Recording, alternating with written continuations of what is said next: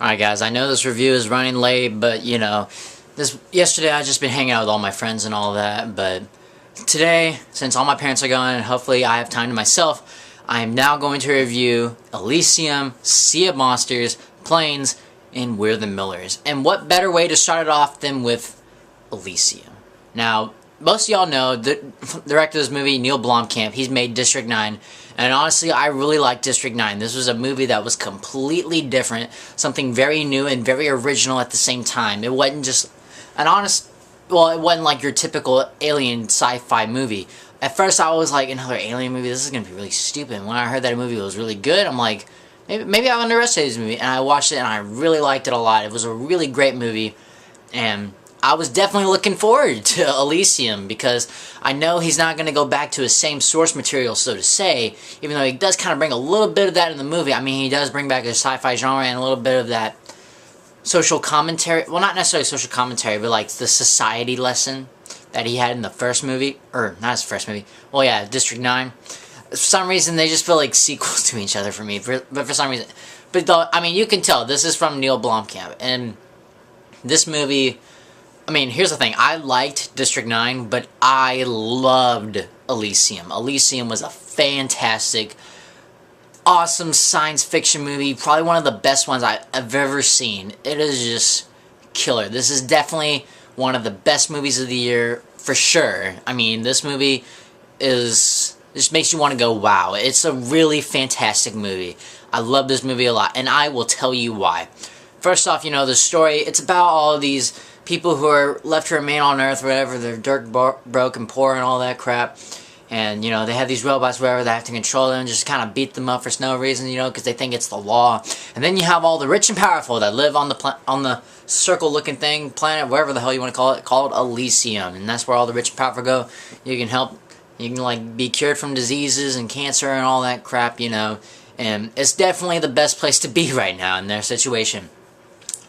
And as far as the story goes, this was something, you know, it feels like, you know, you take that concept, but you definitely make it into something more, something, and it just adds on to it. It's something more than just that typical story of having these humans on Earth and then having the popular on Elysium. This is so much different, you know, because one thing, it definitely adds in storytelling along with acting and the direction that it is headed towards, but also in the fact that I honestly lost my train of thought for a sec. Like I said, okay, yeah, it's like, you know, the acting and the screenplay and what the direction is going towards, you know, but the fact that they're trying to make it the story more than what it actually is, and it tells a much brighter story than what you've heard from the trailers, and it doesn't really spoil anything other than the fact that Matt Damon has a suit on now, he has to kick ass. But really, that's pretty much it. As far as story goes, there won't be any really real spoilers, so to say, from the trailer that goes into the movie, and I like that a lot about this movie, you know. This is a movie that wants you asking, like, what's going to happen, you know. It's not predictable. It's not this or that, you know, like, you know, you do have to know in movies that there's going to be certain points, on, you know, I mean, that you're going to see it in, no matter how original a movie is, but the way it is made was so incredible, and it was just a fantastic movie. And as far as acting goes, Matt Damon, he's a great actor. He's a great character as Max. He's just a great person for a role like this. I mean, definitely, he's done action movies before, like in the Bourne movies, so definitely, you know, he can kick ass on Earth and try to head up to Elysium with his weird, for some reason, reminds me of Otto Octavius from Spider-Man 2. That just does, or at least the spinal cord of it does. Anyway, that's just me.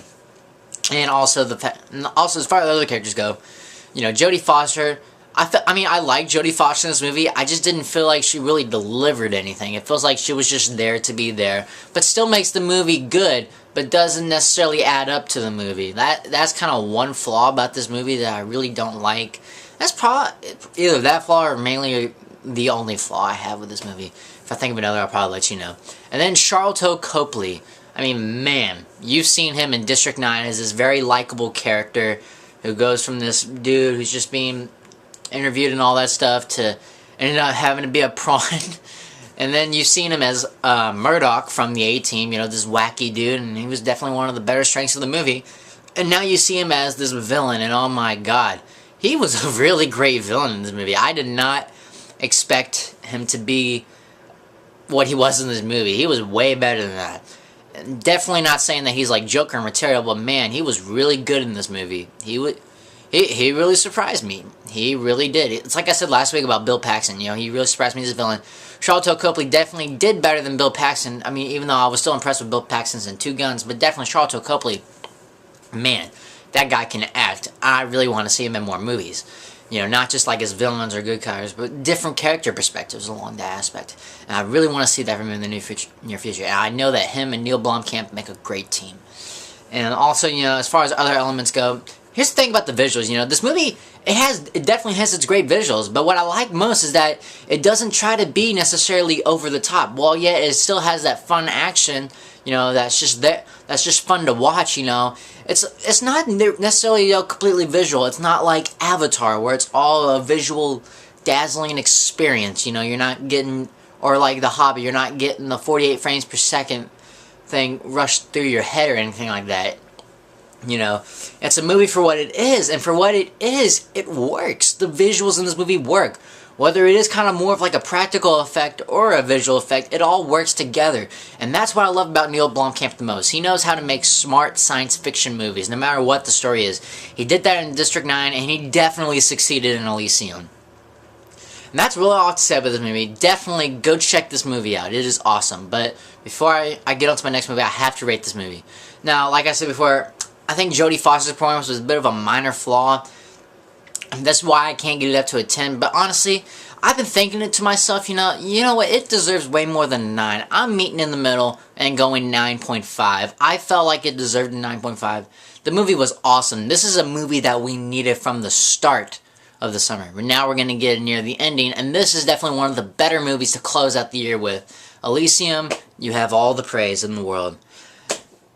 It's a great movie. It's a fantastic movie. It is awesome. Freaking awesome. Go check it out. And now my next movies, or the next movie I'm going to review. Percy Jackson and the Sea of Monsters. It's funny, you just went from an awesome review like Elysium, and now you're going to a movie like Sea of Monsters. I don't know, you'll probably heard this when I said in my Percy being a Wallflower video. If you haven't seen that one, go check it out over here. But I did mention that when I was talking about Logan Lerman for his character portrayal, you know, and the fact that he wasn't like in The Lightning Thief, you know, he's just kind of thrown in there and just given the lines that he's been given, you know. And like also I did mention that I was definitely not the biggest fan of the new Lightning Thief movie. I didn't like necessarily completely hate it, but I definitely did not like it at all. It was just a bad movie, and it's just one that was just so stupid. This movie is the same way. It's just with a different director. Now, in this review for Sea of Monsters, I'm probably going to compare this a little bit to The Lightning Thief and many of its similarities and differences.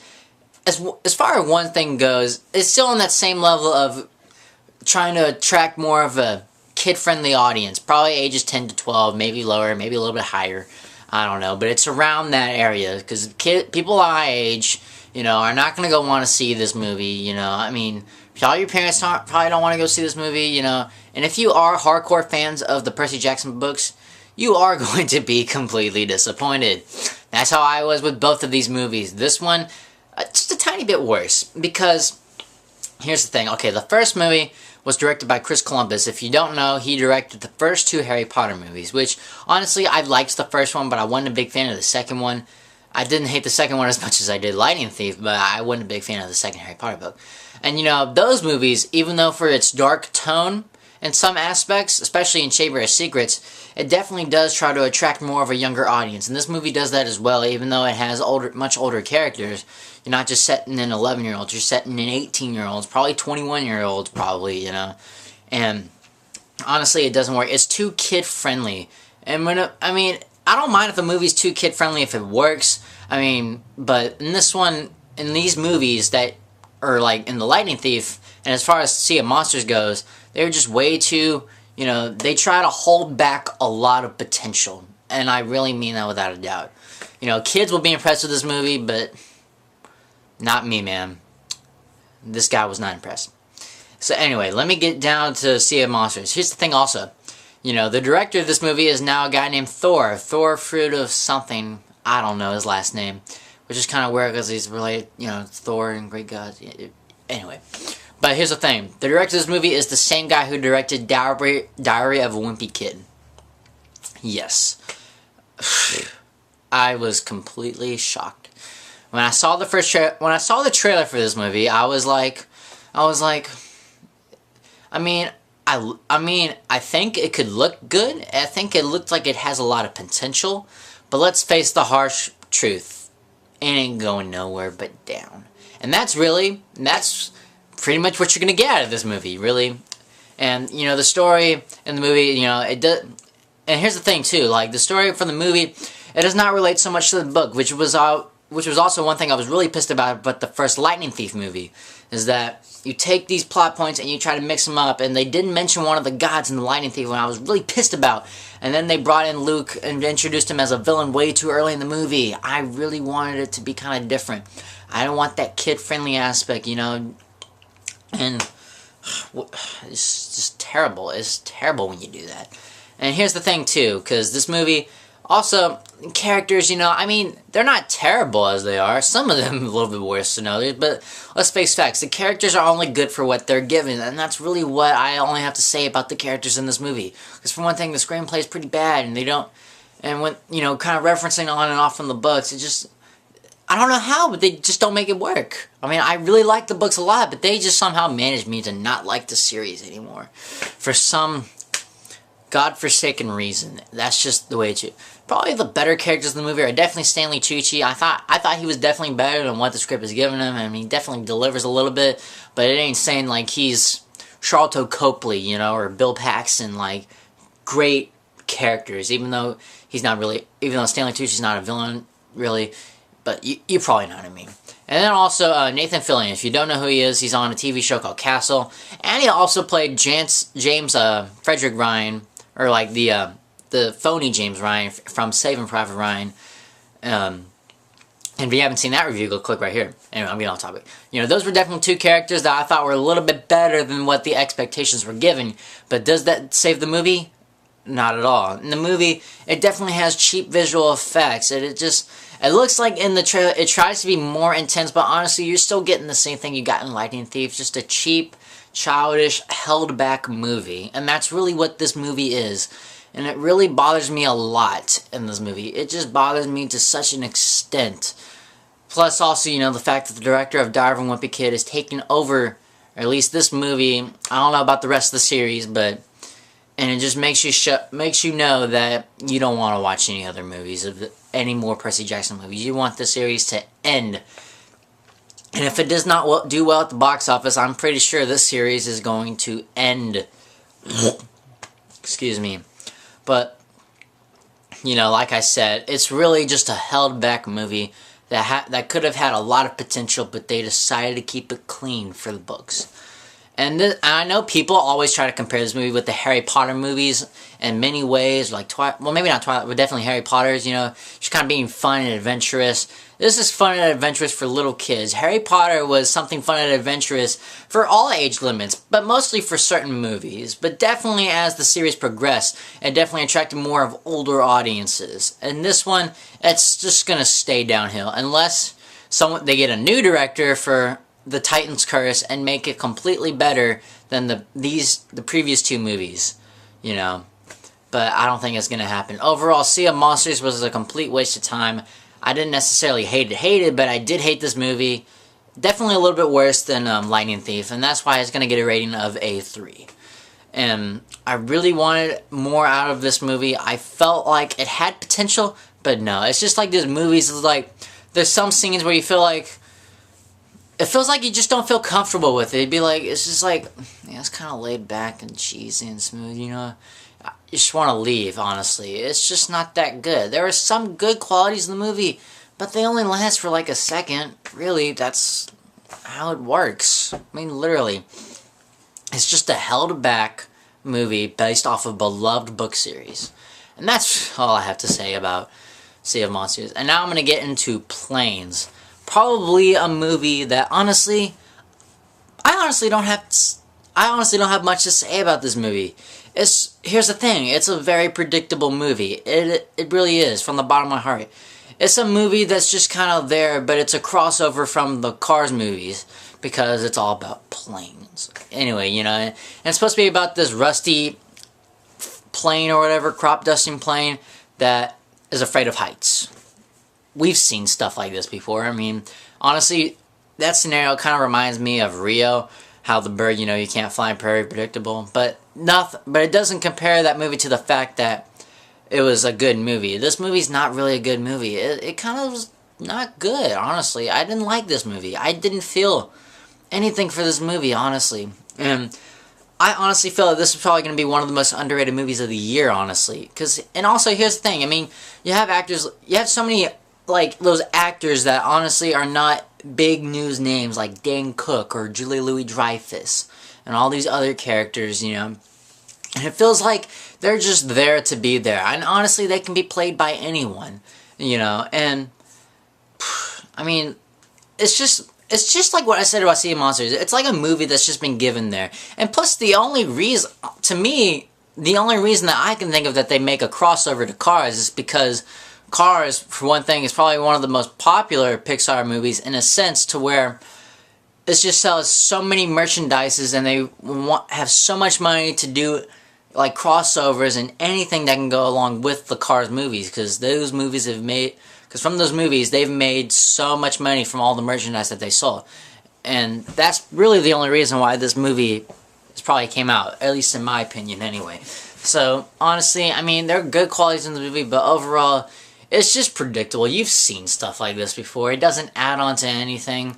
It doesn't give, even though it's not really a Pixar movie, it doesn't give that good Pixar quality or feel at all, or pretty much other just Pixar, or not Pixar, but Disney animated movies like Wreck-It Ralph, Tangled, stuff like that. You know, those movies really had heart, and I was really surprised by those, especially Wreck-It Ralph. But this movie, no, you don't feel it. And plus, some of the animation's kind of choppy, honestly. They just don't really seem really well, and you can tell that from the... Honestly, I was expecting better animation than what I saw from the commercials, but honestly, no, you're not going to get it.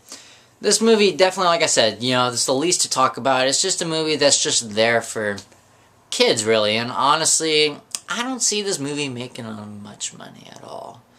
And I didn't necessarily hate the movie. It's not in my red zone, but it is in my yellow zone, and I'm going to have to give that movie a 4. I'm sorry, Planes, but honestly, I could not feel you this weekend. I could not. Yeah, I'm probably going to forget you within the next week. And that's just the way it is. Now, the final movie of the week is a comedy that I think some people were expecting to be very funny. I thought it was going to be very, very funny. I really wanted to like this movie.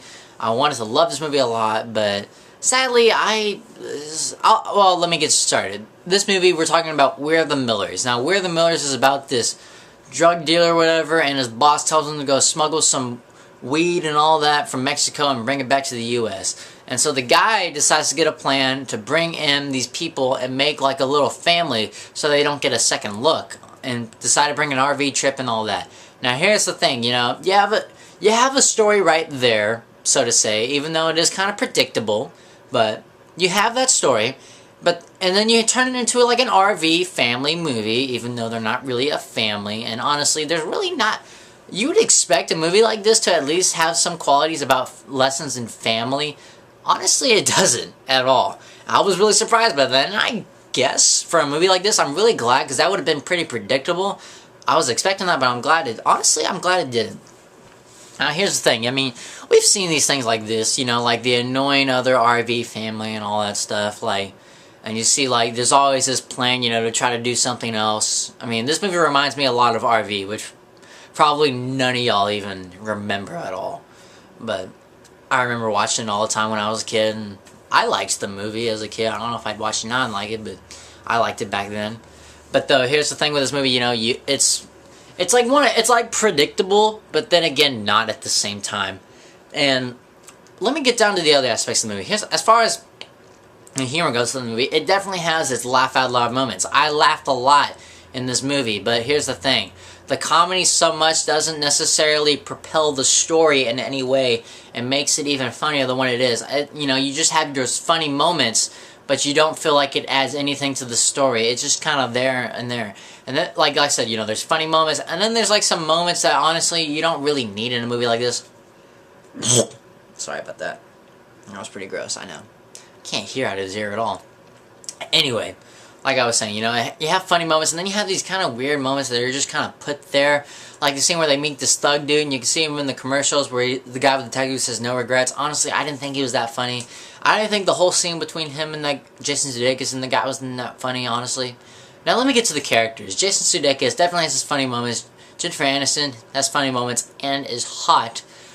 And then Will Poulter, I think that's how you say his name. If you don't know who he is, he's actually the little kid from Chronicles of Narnia, Voyage of the Dawn Treader.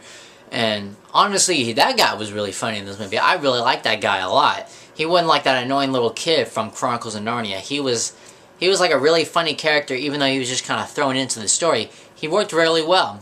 Then Emma Roberts is probably one of my least favorite characters. I mean, I didn't hate her.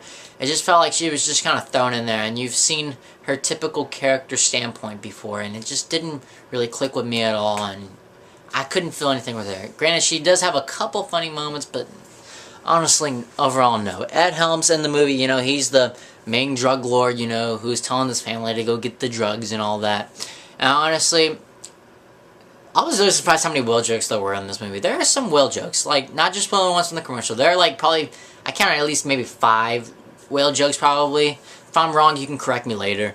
But there are definitely some whale jokes in the movie, you know, because he buys this killer whale. I don't know why, but apparently it's what helps boost the movie on its funny level, but really doesn't do anything to the story. It's almost like a stupid hangover movie, but still funnier than the second one, in a sense. I mean, I laughed in the second one, but it just didn't complex to me. And that's kind of how this movie felt, but honestly, I still enjoyed the movie. I still enjoyed a lot of its parts, you know, but overall, I mean, it's a movie that's just kind of thrown in there, and it's just kind of thrown in there for what it is given, and it doesn't deliver, and doesn't, like, deliver as a comedy aspect, and while it does have funny moments, it just doesn't really, it's just like that fun Saturday night movie you can watch and all that stuff. You know, like I said, there's funny moments, and then there's, like, elements you realize you really need to have that, you know, and then there's predictable parts, but overall, I still enjoyed this movie, and that's why it's going to get a review, my bad. That's why this movie's going to get a rating of a 6. I mean, I enjoyed the movie. You can go, definitely, I'd probably recommend checking this movie out, see at least what you think. I know this movie didn't get great reviews at all by critics, but honestly, you're still going to enjoy this movie. I enjoy this movie. You're probably going to enjoy this movie as well. Now, that's my take on Elysium, Sea of Monsters, Planes, and We're the Millers. Be sure to like, subscribe, tell all your friends. Hopefully, I will do a video tomorrow, and it's gonna be a bit like I said, you know, I'm not doing a whole lot of videos nowadays. You know, it's just school's about to come back up, and band and all that stuff. And plus, I ended up taking a pencil to the chest this week, if you can see right here. Please do not ask why, but it's a long story. But anyway, be sure to like, subscribe, tell all your friends, and hopefully I'll see you sometime tomorrow. Bye.